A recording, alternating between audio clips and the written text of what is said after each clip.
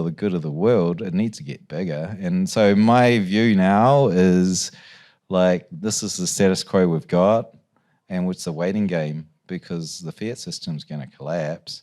And so you hold this and you wait and you wait and wait until we get a runaway collapse. Popular Bitcoin on-chain analyst Willy recently made headlines for making some surprisingly bearish comments on Bitcoin. His comments came as a surprise because Wu has a long-standing history of bullish Bitcoin price predictions. During the bull run of 2021, when Bitcoin hit its current all-time high, Wu predicted that the cryptocurrency was heading for at least $400,000 per coin. Though the subsequent price decline made him change the timeline for his predictions, he remained bullish despite the various economic and market turmoil of 2022. However, it seems the independent analyst is currently not as optimistic about Bitcoin, at least not in the short term. While many other prominent investors and analysts are calling for massive upside rallies as soon as the SEC approves a spot Bitcoin ETF, Wu believes it will take much more for Bitcoin to get the massive 10x rallies of the past bull markets. According to the popular analyst and trader, Bitcoin has been and could continue to be under attack as a result of the constant manipulation going on in the futures markets. He summarizes his misgivings about the Bitcoin futures ETFs in a recent post on X, which reads, "Bitcoin solved personal sovereignty over assets. We hold it, we send it, and nobody can stop us. But to be useful, it needs a price. Thus, its weak point is its price can be suppressed by synthetic Bitcoin. This is why a spot ETF has been delayed for so long in favor of synthetic ETF. Regardless of his short-term pessimism about Bitcoin, Wu is still allocating to Bitcoin and is certain that the leading cryptocurrency is the only suitable answer to the world's many financial and economic challenges."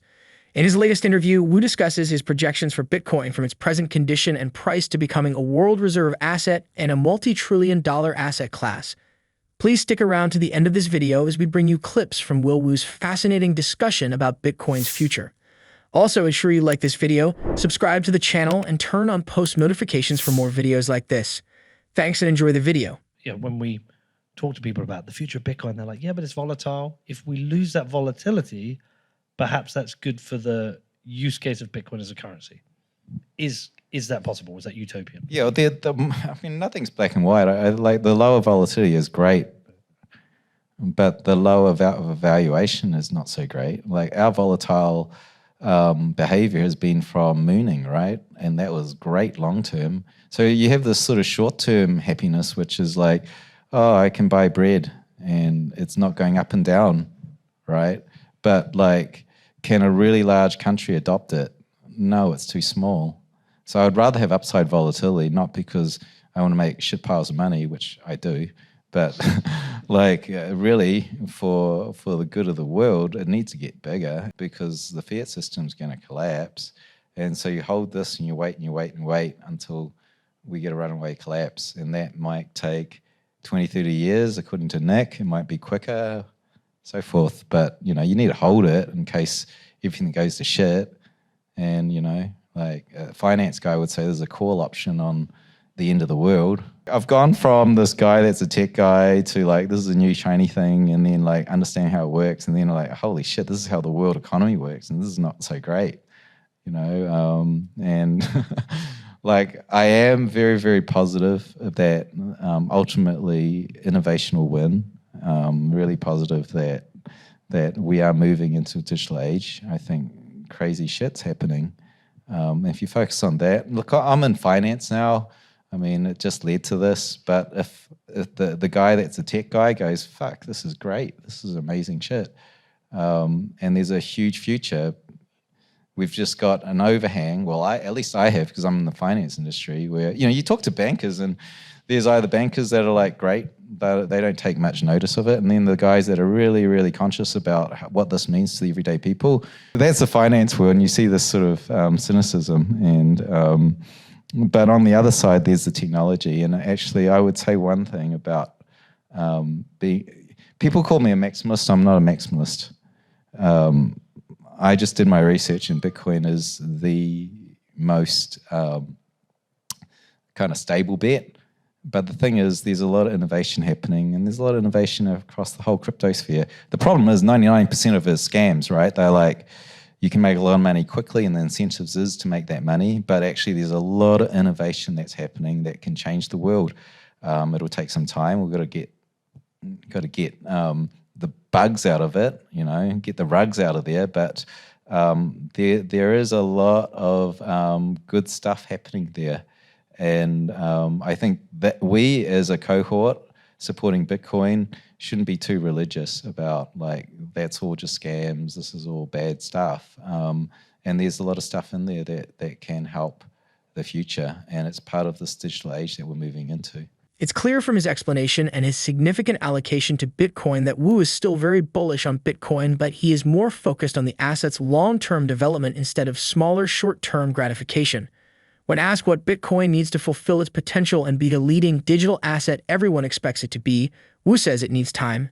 According to the on-chain analyst, Bitcoin needs more time to really grow in adoption and price so it's more attractive to sovereign nations and other big money investors. During the live show, Wu also discusses the assets to which he is currently allocated and his opinions on assets like gold and equities. Here are more clips from the discussion. I would say time. It just takes time. It's a patience game. Yeah. Like as much as Bitcoin is time and money is time, for this to happen, it's a very, very patient game because all the things that don't work, eventually they fail. Right, every time we've had a fiat currency, it has failed without question, and so this current system we're in is a short-term game for a lot of people to make a lot of money, and of course they're going to have a great life. But eventually, the whole system does come down. There's the other side. There's a transition. There's a transition into a digital age that's happening. Probably both things are going to happen at the same time. But it's just time, from a market perspective, who's going to buy it, who's going to sell it. I can't get around the fact that we can't break through a ceiling. Maybe it's a glass ceiling, but there is a ceiling there, and that ceiling doesn't disappear until what's holding it up collapses. And so it's patience. I can't see us having a strong American government with a strong US dollar and Bitcoin becoming the world reserve currency. Diametrically opposed. So we're in a rock and a hard place. I just allocate to where I understand. So, it's relatively like, at times it was like 95% Bitcoin. We need a house to live in, so you have a house. Don't really understand that much, but you need it. I allocate into, I think the TradFi guys call it fixed income, which is like a whole bunch of trading behaviors, quant funds that generate returns from inefficiency of the market. So I allocate into that.